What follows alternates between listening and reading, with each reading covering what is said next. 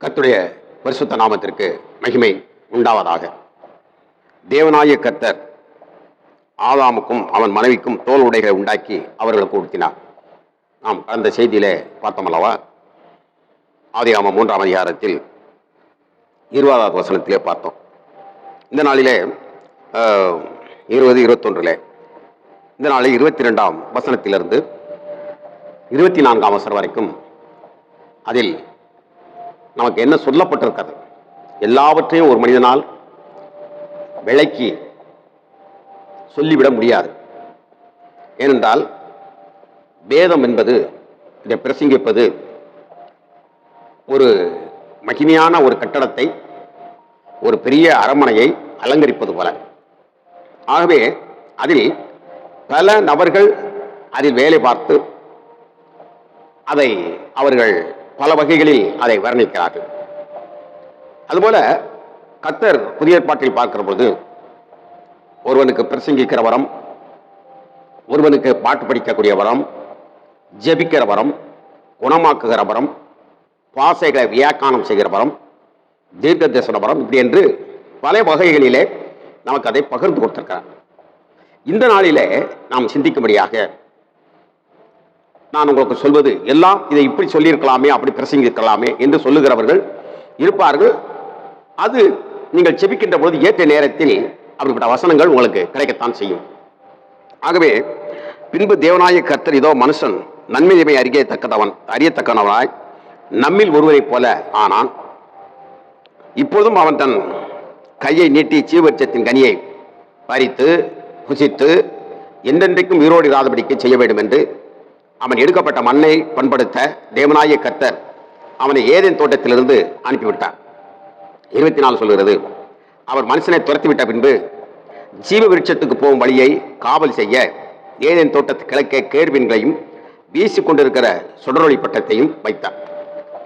பிரியமானவர்களே, இந்த வேத பகுதியில் நாம் கவனிக்க வேண்டியது, அதாவது இந்த ஆதாமும் ஏவாளும் தோட்டத்தை விட்டு அவர்கள் வெளியே அனுப்பப்படுகிறார்கள். இன்னும் சொல்ல போனால் துரத்தி விடப்பட்டார்கள் என்று நாம் வாசிக்கிறோம். கிட்டத்தட்ட ஏதோ அன்பாக சொன்ன உடனே அவர்கள் புறப்படி சென்று விட்டார்கள் என்றல்ல, சற்று பலவந்தம் பண்ணப்பட்டது போல்தான் அந்த நிகழ்வுகள் இருக்கின்றன. மனிதன் என்றைக்குமே தன் மனம் திரும்புதலை அவன் மிக ஈஸியாக அவன் எடுத்துக்கொள்வதில்லை. எடுத்துக்கொண்டால் ஈஸியாக மறுதளித்து விடுகிறார். ஆகவே பலவந்தம் பண்ணுகிறவர்கள் தான் அதை பிடித்துக் கொள்கிறார்கள். இதற்கு நான் உங்களுக்கு பின்னாலே வருகிற பொழுது அது எப்படிப்பட்ட பலவந்தம் என்பதை நான் உங்களுக்கு எடுத்து சொல்லேன். இப்போ மனிதனை தோட்டத்தை விட்டு அனுப்பியாச்சு. இப்போ மனுஷன் ஒரு விஷயத்தை சொல்லுகிறார் கர்த்தர் தளத்தில், நம்மில் ஒருவரை போல நன்மை தீமை அறியத்தக்கவனாக அவன் மாறினான். இதில் என்ன தப்பு இருக்குது? இதை வைத்து அநேக நபர்கள் வியாக்கியானம் செய்து கொண்டு அதை தவறாக வியாக்கியானம் செய்து கொடுக்கிறார்கள். சில நபர்கள் அதை படித்து தவறான கொள்கைகளை பேசுகிறார்கள். இப்படிப்பட்ட தவறான காரியங்கள் இருக்கின்றன. இதில் நீங்கள் புரிந்து கொள்வதற்கு ஏதுவாக, அதாவது நான் உங்களுக்கு சொல்வது, நம்மில் ஒருவரை போல் ஆனான். அப்போ அதாவது ஒரு தேவன் சிருஷ்டிப்பிலே தன்னை 3 விதமாக வெளிப்படுத்திய செயல். அதற்குள் நான் விலாவாரியாக உள்ளே செல்ல விரும்பவில்லை. இப்பொழுது நாம், ஏனென்றால் தொடர்ந்து வருகிற பொழுது உங்களுக்கு எல்லாம் இது விளங்கும். அதற்காக அதனால்தான் தொடர்ந்து இந்த புறாவின் யூடியூப் சேனலை கவனித்து அதை முழுவதும் ஆராய்ந்து அதற்கு பின்பு கேள்விகளை நீங்கள் கேட்டால் அது மிக நலமாக இருக்கும். இப்போ நம்மில் ஒருவரை போல் ஆனான் என்று சொன்னால் ஒன்று தெரிய வேண்டும். மனிதன் தேவனை குறித்து சொல்லுகிற பொழுது மனிதர்கள்கிட்ட பொதுவாக இருக்கக்கூடியது பரிசுத்த வேதாகமத்திலும் இருக்கிறது. பல பேர் பாடல் பாடியிருக்கிறார்கள். தேவன் ஆவியாக இருக்கிறார், அப்படித்தான் நம்ம யோவான்ல பார்க்கிறோம். ஆவியோடும் உண்மையோடும் அவரை தொழுது கொள்கிறவர்கள் தான் அவரை கண்டடைய முடியும், ஆவியில் தான் அவரை தரிசிக்க முடியும் என்று இங்கே நமக்கு வேதம் வெளிப்படுத்துகிறார். அப்ப ஆவியாக இருக்கிற தேவனுக்கு ஒரு ரூபம் இல்லை, ரூபமும் செய்யக்கூடாது என்றும் வேதம் நமக்கு புகட்டுகின்ற பொழுது, எப்படி இங்கு ஒரு உருவத்தை மனிதனை அவர் செய்தார் என்ற கேள்வியெல்லாம் நம்ம குறிப்பிடும் அல்லவா? இப்போ நான் எதற்காக இதை சொல்கிறேன் என்று சொன்னால், தேவன் எப்படி இருப்பார் என்று சொன்னால் இயேசு கிறிஸ்துவை போல இருப்பார். இயேசு கிறிஸ்து எப்படி இருப்பார்? எளிதான விடையில் சொல்லுகிறேன். ஏனால் அப்போஸ்தலனாகிய பவுல் அதை சொல்வார், அவர் வெளிப்படும் போது நாமும் அவரை போல் இருப்போம்.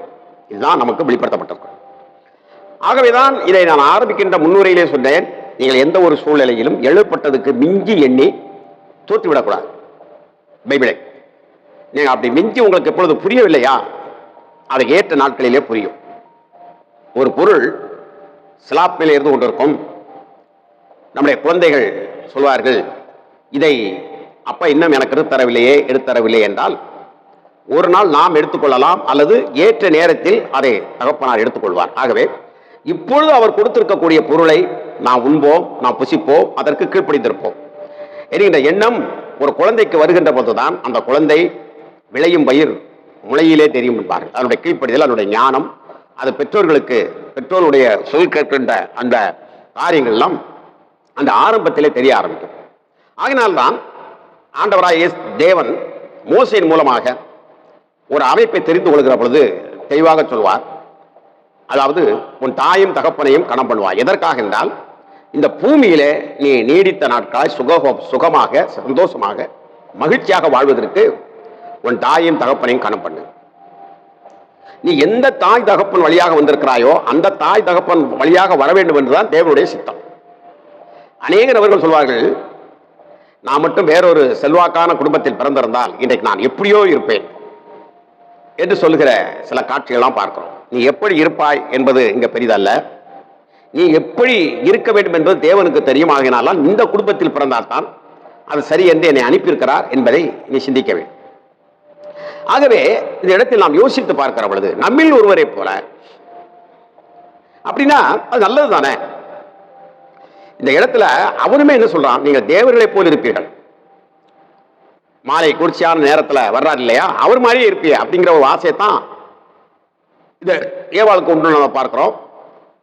இப்படிப்பட்ட ஒரு ஆசை, அதற்கு மேலாக நான் இருக்க வேண்டும் என்று விரும்பிய அவன் தான் இந்த சத்ருவானவன், இந்த ஏவாளை வஞ்சித்தவன். அப்ப இப்படி இருக்கிற பொழுது இந்த இடத்துல தேவனும் ஒரு ஒத்துக்கொண்டு போல் இருக்கிறது. இவர்கள் நம்மை போல் ஆனார்கள். ஆகவே இப்பொழுது அவர்களிடத்துல நாம் என்ன சொன்னாலும் இதை கேட்க மாட்டார்கள். ஏற்கனவே அவங்க கேட்கல, ஒருத்தர் மேல பழி போட்டுட்டு இருந்தாங்க, அதனால வெளியே விரட்ட வேண்டியிருந்தது. இப்போ இவங்க வெளியே விரட்டினா கூட மறுபடியும் உள்ள வந்து, ஏன்னா மறுபடியும் வெளியே இருக்கக்கூடியவன் அந்த பிசாசானவன் ஆலோசனை கொடுப்பான். ஆண்டவர் உங்களை சாகவேன்னு சொன்னார், நான் உங்களை சாக மாட்டேன்னு சொன்னேன், ஒரு வேலை பண்ணுங்க, அதுக்கு நீங்க போய் இந்த சீவு வச்சத்தின் கண்ணி நீங்க போய் அந்த பறித்து சாப்பிடுங்க. இப்போ ஒரு பாம்பு கொத்திடுச்சுன்னா அதுக்கு ஒரு விஷ முறிவு இருக்குது, இதுக்கு ஒரு விஷம், எப்படியோ அதை சில காரியங்களை சொல்வது போல அவன் சொல்லி மீண்டும் இந்த தவறுக்குள் அவர்கள் வந்து விடுவார்கள் என்பது ஆண்டவருக்கு தெரியும். அதனாலே அவர் சொல்லுகிறார், இவர்கள் தன் கைகளை நீட்டி அதை பிரித்து விடாதபடி என்றென்றைக்கு உயிரோடு இருக்காங்க. இப்ப இந்த இடத்துல நீங்க பாருங்கள், நம்மை போல் அவர்கள் ஆனார்கள் என்றால் என்ன தெரிந்து கொள்ள வேண்டும், தேவன் நீடித்த ஆயுள்ளவராக, ஆரம்பமும் அவர்தான், முடிவும் அவர்தான், எல்லாமே அவர்தான். அவருடைய அந்த நித்திய ஜீவனை யாராலும் வளர்க்க முடியாது. அப்படிப்பட்ட ஒரு நீடிய வாழ்வுக்கு நேராக உண்டாக்கினார் தேவன். அப்படி உண்டாக்கப்பட்ட மனிதனுக்கு அந்த நீடித்த வாழ்வுக்கு, மரணமில்லாத வாழ்வுக்கு ஒரு கீழ்ப்படிதலை தேவன் வைத்தார். அந்த கீழ்ப்படிதலை அவன் உள்வாங்கிக் கொள்ள அதை வைத்துக் கொண்டு அதன்படி அவன் நடவாமல் கீழ்ப்படியாமல் போனான். இப்ப நீங்க சொல்லுங்க, இப்ப இந்த இடத்துல நம்மை போல் என்று சொல்லுகிற பொழுது அதில் ஒரு பகுதியை நீங்கள் எடுத்துக்கொள்ள வேண்டும். என்றென்றைக்கும் உயிரோடு இராதபடி அப்படின்னா என்றைக்கும் கெட்டவனாக இல்லாதபடி, அதான் இதுல முக்கியம். இப்பொழுது இந்த ஆதாமனுடைய சுபாவங்கள் பிசாசினுடைய சுபாவத்தோடு கலந்திருக்கிறது. ஆனால் பிசாசுக்குள் ஓடிக்கொண்டிருக்க தேவனுடைய ஜீவன் அல்ல. அவன் உயிரோடு இருக்கணும், அவ்வளவுதான். அவன் ஆண்டவர் சித்தது வேறு. ஆனால் மனிதனுக்குள் இருப்பது அவருடைய ஜீவன். ஆகவே இந்த இடத்துல இந்த ஜீவன் புதிதாக்கப்பட்டு அவன் நித்திய ஜீவனுக்கு நேராக வாழ வேண்டும். அதுக்குத்தான் ஆதியாகமம் 3:15 சொல்லப்பட்டிருக்கிறது. செய்தியை நன்றாக கவனிங்க, அப்பதான் புரியும். இந்த சாபம் உள்ள இந்த சுவாபம், இந்த பிசாசோடு ஐக்கியம் கொண்டிருக்கக்கூடிய சுவாபம் மாற்றப்பட்டு அவன் மீண்டும் நித்திய ஜீவனுக்குள் வர வேண்டும். அதற்கு என்ன செய்ய வேண்டும்? இந்த மாம்சத்தின் இச்சை, இந்த கண்களின் இச்சை, இந்த ஜீவனத்தின் பெருமையை உடைய இந்த மாம்சீக சிந்தை அவனுக்கு அளிக்கப்பட வேண்டும் என்றால் இப்பொழுது மரணம் அவனுக்கு வர வேண்டும். அப்படி மரணம் வந்து அந்த மரணத்திலிருந்து ஒரு நித்திய ஜீவனுக்கு நேராக வர வேண்டும். தேவன் சொன்னது நடக்க வேண்டும்.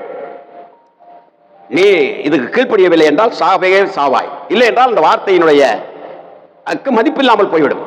ஏனென்றால் தேவன் தன்னுடைய சிருஷ்டிப்பிலே எல்லாத்தை விட தன் வார்த்தையை அவர் மகிமைப்படுத்தியிருக்கிறார். அதனால் அந்த வார்த்தை மாம்சமாக மாறியது.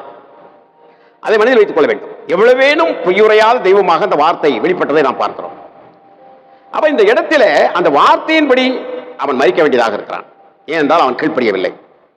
ஆகையினாலதான் அவன் என்றென்றைக்கும் ஒரு கீழ்ப்படியாதவனாக, பிசாசோடு கைகோர்த்தவனாக வாழ்ந்து பிசாசு அடைகின்ற அந்த கொடுமையான அந்த தண்டனைக்குள் அவன் போகக்கூடாது என்பதற்காக தேவன் அவர்களுக்கு அந்த ஜீவ விருட்சத்தின் கனியை புசித்து விடாதபடி அவர் தடை செய்தார். அதாவது என்றென்றும் என்றால் மனிதன் கண் மூடித்தனமாக எங்கு வேணாலும் போகலாம், என்ன வேணாலும் செய்யலாம், இப்படித்தான் வாழ வேண்டுமல்ல, எப்படி வேணாலும் வாழலாம் என்ற நிலைக்குள் அவன் தள்ளப்பட்டு விடக்கூடாது என்பதற்காக அந்த ஜீவ விருட்சத்தினுடைய கனி அவனுக்கு தடை செய்யப்பட்டிருக்கிறது. இதை நாம் உணர வேண்டும். ஆனாலும் மனிதன் அவரை விசுவாசிக்கிறவன். நாளை தினத்தில் பார்ப்போமா?